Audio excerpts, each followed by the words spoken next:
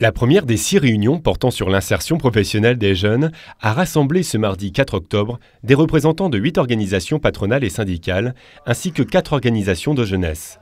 Pendant les 2 prochains mois, ils vont établir un diagnostic sur les difficultés d'insertion et dresser un bilan des dispositifs existants. La thématique de l'insertion professionnelle des jeunes recouvre énormément de thématiques.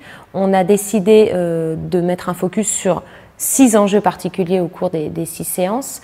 On ne couvrira pas l'ensemble des difficultés d'insertion, mais l'objectif, c'est pour les partenaires sociaux d'identifier là où ils peuvent avoir une marge de manœuvre, une action potentielle en termes de négociation interprofessionnelle. Des premiers échanges ressortent des éléments partagés par l'ensemble de l'assistance.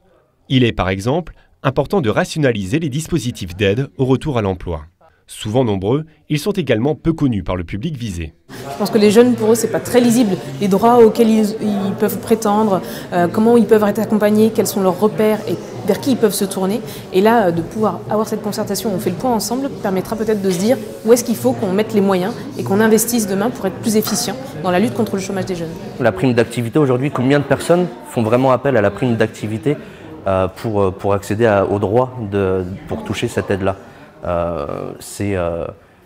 Le manque d'information fait qu'on a un manque d'accessibilité au dispositif. Autre thématique abordée, le choix de l'orientation scolaire.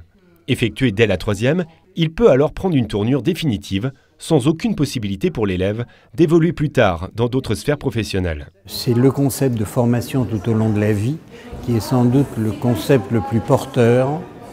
Et il faudrait qu'en France, on arrive à avoir un vrai système qui rende d'ailleurs du coup beaucoup moins dramatique les sorties de l'enseignement, y compris les sorties prématurées de l'enseignement. Quand vous voyez le nombre de BAP, CEP qui passent plus de temps au chômage que dans l'emploi, là il y a des vraies questions. Et aussi la question du déclassement. Ça, c'est pas normal que du coup un jeune diplômé soit en concurrence avec un jeune qui est moins diplômé sur un poste qui ne lui correspond pas à la formation qu'il a faite. Donc là il y a des vraies questions pour nous en tant que partenaires sociaux sur la manière dont on peut les aider à construire leur parcours professionnel ou d'entrer dans l'emploi.